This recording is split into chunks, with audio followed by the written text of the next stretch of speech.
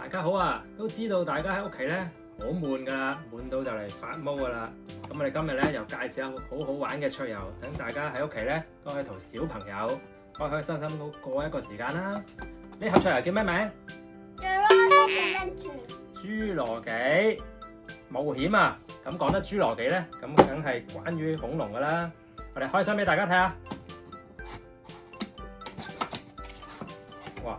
首先咧會見到一個島，一個火山，咁有一大包恐龍。熔岩，咁熔岩擺上去，然後仲有一個底座嘅。底座咁樣砌嘅，咁首先咧就將呢個火山咧擺開喺呢個底座。呢度有個窿踩落去，咁然後咧仲會有一盒卡同一盒說明書嘅。呢本咧唔係普通說明書嚟喎，妹你睇下入邊有咩特別？入面都有恐龍嘅介紹，但係都有說明書，說明書係幾錢？呢啲係說明書。咁呢本小冊子咧就好好嘅，入邊咧佢介紹晒每一款恐龍嘅介紹，有晒中文名、英文名噶啦，每一款恐龍咧都有介紹嘅。咁呢包恐龍公仔咧，入邊嘅樣啊、大細咧，都會對應翻晒呢本書嘅，就係可以一對一咁樣咯。咁玩之前咧，就可以先訓練小朋友咧認識下啲恐龍先玩。譬如呢隻係乜嘢啊？你就試下喺本小冊子揾翻一模一樣嘅俾我睇下。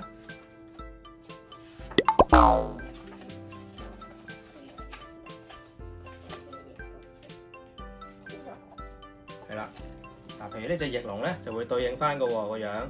咁玩之前或者玩嘅途中咧，可以一路玩一路學習下認識下呢啲恐龍。小冊子咧，我就教下大家點玩啦。佢有兩個玩法嘅，一個係簡單，一個叫進階啦。首先咧，砌好咗呢個火山，同埋我哋學識咗唔同嘅恐龍種類之後咧，佢呢度有一盒卡嘅。呢盒卡係咩嚟咧？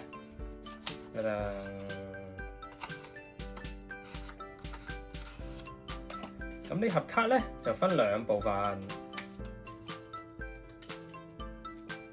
一部分咧係恐龍卡，恐龍卡咧就有晒唔同種類嘅恐龍，即係對應翻呢度啦。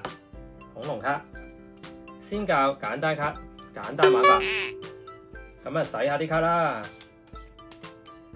咁就抽面，第一隻呢隻似惡龍。咁你就要揾翻呢一隻恐龍，然後擺上去。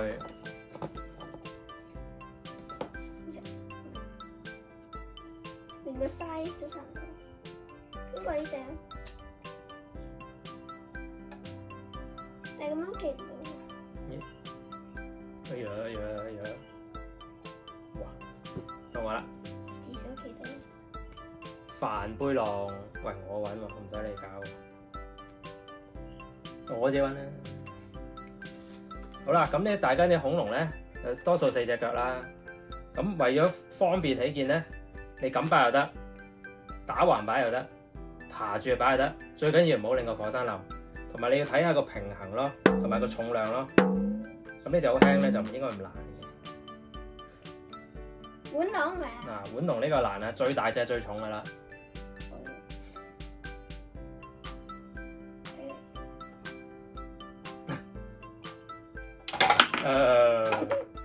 輸咗就係咁啦，玩法非常之簡單。咁我哋咧就教大家玩另一款進階版啦。呢沓恐龍卡咧都係必須嘅，洗好之後咧擺度先。好，啊呢沓工具卡啦，工具卡入邊有乜嘢咧？你抽到咧，食蟲花啦、玫瑰啦、大骨啦，各式各樣嘅工具啦。仲有橄欖。咁就對應翻你恐龍卡啦。每一隻恐龍咧都有佢嘅工具嘅。每人先派3張，擺下熔岩上去先。我又攞3張。派發完工具卡之後咧，咁妹就抽一張恐龍卡啦。咁譬如呢隻叫做巨型陸風龍咧，佢就需要呢1、2款工具卡嘅。咁是但有一款就得㗎啦。咁大家留意啦，每一隻恐龍咧都有分數嘅。如果你成功擺咗上去咧，唔冧咧就可以儲分啦。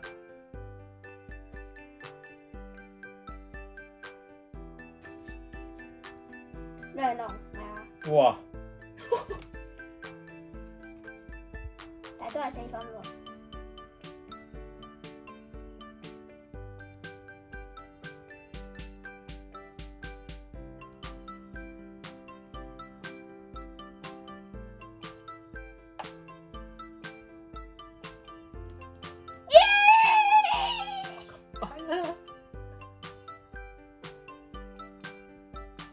咁快都得，屈機啊！大家就會問啦，點樣先為之會贏咧？你哋就計時嘅，你哋中意可以計10分鐘又得，15分鐘又得，或者5分鐘又太短。咁當玩晒夠鐘嘅時候咧，就計翻晒所有身上嘅恐龍卡，你有幾多分？6。譬如我呢個4分，咁呢位小朋友就贏咗啦。係咪好簡單咧？呢款侏羅紀冒險係咪又簡單又刺激咧？係。咁我哋繼續玩啦。咁如果有興趣買嘅朋友咧，可以下邊呢個網址度睇。希望大家宅在家都玩得開開心心啦。拜拜。